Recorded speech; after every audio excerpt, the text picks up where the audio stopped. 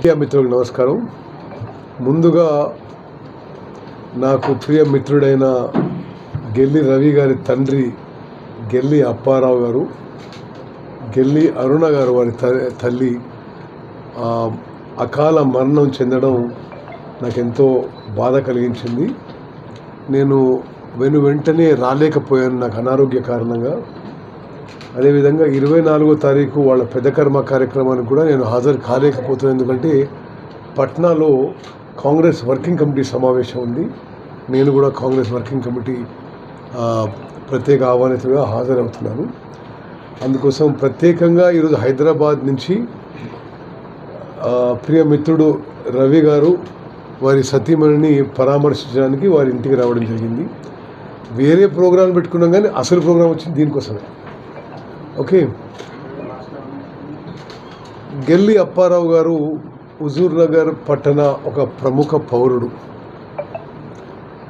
మరి వారి సతీమణి అన్యోన్య దంపతులు. వారు మంచి ఆరోగ్యంగానే ఉంటూ సడన్గా హార్ట్ అటాక్ వచ్చి మరి చనిపోవడం నాకు కానీ యావత్ హుజూర్ నగర్ పట్టణంలో పౌరులందరికీ షాక్కి గురి చేసింది. వారి మరణం ఈ పట్టణానికి తీరని లోటు. వ్యాపార వర్గాల్లో కానీ ప్రజా జీవితంలో కానీ వారు ఒక చాలా ప్రముఖ పాత్ర పోషించారు. వారికి మరి వారి కుటుంబ సభ్యులకి నా ప్రగాఢ సానుభూతి సంతాపం తెలియజేస్తూ వారి ఆత్మకు శాంతి కలగాలని మరి ప్రార్థిస్తున్నాను. అదేవిధంగా గెల్లి రవి గారు వారి సతీమణి విజయంగా హుజూర్ నగర్ మున్సిపల్ చైర్మన్గా చాలా అద్భుతంగా వారి పనితీరు ముందుకు తీసుకుపోయారు.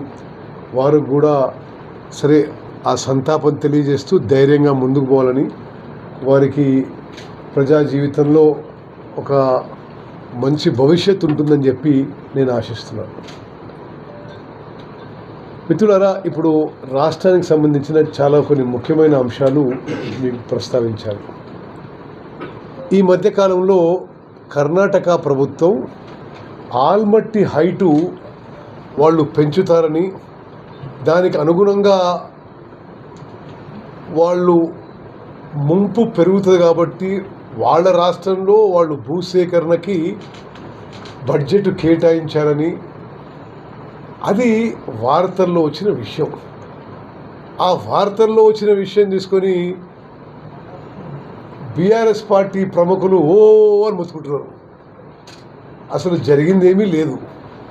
అది ఆల్మట్టి హైటు పెంపు విషయం సుప్రీంకోర్టులో ఆల్రెడీ ఉంది. మేము అధికారంలో రాకముందే 2017 నుంచే కర్ణాటక ప్రభుత్వం మేము ఆల్మట్టి హైటు పెంచుతాం, దానికి ఎడిషనల్ సమ్మర్జెన్స్ ఎడిషనల్ ముంపుకి భూసేకరణ చేస్తామని వాళ్ళు ఆ ప్రభుత్వం ఆ రాష్ట్రంలో పార్టీలు అంతర్గతంగా మాట్లాడుకుంటున్నాయి. కానీ ఈ హైటు పెంపు విషయం సుప్రీంకోర్టులో ఉంది. పెంచడానికి ఇది ఒక న్యాయ పోరాటంలో ఉంది. గతంలో ఉమ్మడి ఆంధ్రప్రదేశ్ అయినా తెలంగాణ ప్రభుత్వం అయినా సుప్రీంకోర్టులో ఈ కేసు విషయంలో ఆల్మట్టి హైటు పెంపు విషయాన్ని వ్యతిరేకించారు. మేము ఇంకా దాన్ని బలంగా తీసుకుపోయి తెలంగాణలో ఉన్న కాంగ్రెస్ ప్రభుత్వం, తెలంగాణలో ఉన్న కాంగ్రెస్ పార్టీ, కర్ణాటకలో ఆల్మట్టి ఆ ప్రభుత్వ నిర్ణయం ఆల్మట్టి హైటు పెంచే నిర్ణయాన్ని మేము తీవ్రంగా వ్యతిరేకిస్తున్నాము. నేను స్వయాన రేపు రాత్రి ఢిల్లీకి పోయి సుప్రీంకోర్టులో సమర్థవంతమైన సీనియర్ అడ్వకేట్స్ లాయర్స్ పెట్టి ఆ ఆల్మట్టి హైటు పెంచడానికి వ్యతిరేకంగా బలంగా వాదనలు మన అడ్వకేట్ ద్వారా సీనియర్ అడ్వకేట్ ద్వారా సీనియర్ లాయర్ వినిపించబోతున్నాం. అన్ని ఫోరమ్స్లో న్యాయపరంగా అన్ని విధాలుగా కేంద్ర ప్రభుత్వం నుంచి ఇది తెలంగాణకి ఏమాత్రం అంగీకారం కాదు, ఇది తెలంగాణ ఇంట్రెస్ట్ వాటర్ రైట్స్కి వ్యతిరేకం అని మనం పోరాటం చేయబోతున్నాం. ఒకటి చాలా స్పష్టంగా చెప్తున్నాం, కర్ణాటక విషయంలో కానీ, ఆంధ్రప్రదేశ్ విషయంలో కానీ, మహారాష్ట్ర విషయంలో కానీ నేటి తెలంగాణలోని కాంగ్రెస్ ప్రభుత్వం కృష్ణా గోదావరి నదీ జలాలని మన వాటా కాపాడుకోవడానికి అన్ని విధాలుగా అన్ని పోరాటాలకి మేము సిద్ధము. మేము గతంలో ఉన్న బీఆర్ఎస్ ప్రభుత్వం పార్టీలాగా కాదు, బయటనే మాట్లాడుకోవడం, లోపలనో ఆంధ్రప్రదేశ్తో కుమ్మక్కై తెలంగాణ ఇంట్రెస్ట్లని, తెలంగాణ హక్కులని కాలరాసింది గతంలో ఉన్న బీఆర్ఎస్ ప్రభుత్వం. మీకు స్పష్టమైన విషయం చెప్పాలి, వాళ్ళు అధికారంలో ఉన్నప్పుడు 10 ఏళ్ల పాటు 2014 నుంచి 2023 వరకు కృష్ణా నదీ జలాల్లో ఉమ్మడి ఆంధ్రప్రదేశ్కి కేటాయించిన 811 టీఎంసీల్లో తెలంగాణకి కేవలం 299 సరిపోతాయి, మీరు 512 తీసుకోండి అని లిఖితపూర్వకంగా రాసిచ్చింది ఆనాటి బీఆర్ఎస్ ప్రభుత్వ పెద్ద మనుషులు. ఈరోజు ఏ నోరుతో వాళ్ళు మాట్లాడుతున్నారు? మేము వచ్చిన తర్వాత, తెలంగాణలో కాంగ్రెస్ ప్రభుత్వం వచ్చిన తర్వాత ఇది ఏమాత్రం ఆమోదయోగ్యం కాదు. ఉమ్మడి ఆంధ్రప్రదేశ్లో కేటాయించిన 811 టీఎంసీల్లో 70% వాటా మాకే రావాలని చెప్పి కృష్ణా ట్రిబ్యునల్లో వాదనలు సమర్థవంతంగా వినిపించి, స్వతంత్ర భారతదేశంలో ఏ ఇరిగేషన్ మినిస్టరు హాజరు కాని విధంగా నేను ఇరిగేషన్ మంత్రిగా స్వయంగా కృష్ణా ట్రిబ్యునల్ హియరింగ్ కూడా అటెండ్ అయ్యి మళ్ళీ వచ్చేవారు కూడా హాజరవుతున్నా. కృష్ణా జలాల్లో తెలంగాణ హక్కులని, తెలంగాణ వాటర్ రైట్స్ని కాపాడడానికి మేం పోరాటం చేస్తుంటే మరి బురద జల్లడమో ఏదో తప్పుడు ప్రచారం చేసే విధంగా బీఆర్ఎస్ పార్టీ వాళ్ళు మాట్లాడుతున్నారు.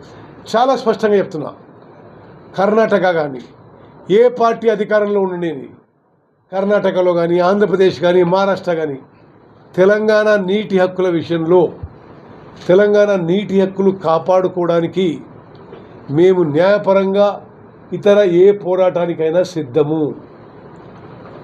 అది యావత్ తెలంగాణ ప్రజానీకానికి, రైతులకి మేము హామీ ఇస్తున్నాం. తెలంగాణకి రావాల్సిన కృష్ణా నదీ జలాల్లో వాటా విషయంలో కానీ, గోదావరి నదీ జలాల్లో వాటా విషయంలో కానీ తెలంగాణ రాష్ట్ర ప్రభుత్వం, తెలంగాణ కాంగ్రెస్ పార్టీ కట్టుబడి ఉంది. అన్ని విధాలుగా మేము ఫైట్ చేస్తాం. ఆలమట్టి డ్యామ్ పెంచే విషయంలో కూడా తీవ్రంగా వ్యతిరేకిస్తామని చెప్పి కూడా స్పష్టంగా తెలియజేస్తున్నాం. అదేవిధంగా కాళేశ్వరం ప్రాజెక్ట్ విషయంలో రాష్ట్ర ప్రజలందరికీ తెలుసు, డిజైన్ చేసింది వాళ్ళే, కట్టింది వాళ్ళే, కూలిపోయింది వాళ్ళ అధికారంలో ఉండగానే. కాళేశ్వరం ప్రాజెక్టులో 3 బ్యారేజీలు కూలిపోయిన తర్వాత కూడా రాష్ట్రంలో అత్యధిక వ్యవసాయానికి ఎక్కువ విస్తీర్ణం కాంగ్రెస్ పార్టీ అధికారంలో వచ్చిన తర్వాత అన్ని పంటల్లో more agriculture acreage, more agriculture production. ఏది మేడిగడ్డ, అన్నారం, సుందిల్లా బ్యారేజ్ కొలాప్స్ అయి ఉండగా ఎక్కువ వ్యవసాయ విస్తీర్ణం, ఎక్కువ వ్యవసాయ ఉత్పత్తి తెలంగాణ రాష్ట్రం చేసిన ఘనత తెలంగాణలో కాంగ్రెస్ ప్రభుత్వం చెప్పి గుర్తు చేస్తూ, ఆ కొలాప్స్ అయిన విషయము, దానికి ఎవరు కారణం అనే విషయం, దాని మీద విజిలెన్స్ కమిషన్ నివేదిక ఇచ్చింది, నేషనల్ డ్యామ్ సేఫ్టీ అథారిటీ నివేదిక ఇచ్చింది, సుప్రీంకోర్టు జడ్జి ద్వారా నియమింపబడిన జ్యుడిషియల్ కమిషన్ నివేదిక ఇచ్చింది. దానికి ఏమి ఎంక్వైరీలు, ఇన్వెస్టిగేషన్లు, చట్టపరమైన చర్యలు ఉంటాయో అవి కొనసాగిస్తూనే ఆ 3 బ్యారేజ్లని పునరుద్ధరించడానికి మేము చర్యలు చేపట్టనున్నాము. దానికి నేషనల్ డ్యామ్ సేఫ్టీ అథారిటీని, సెంట్రల్ వాటర్ కమిషన్ని,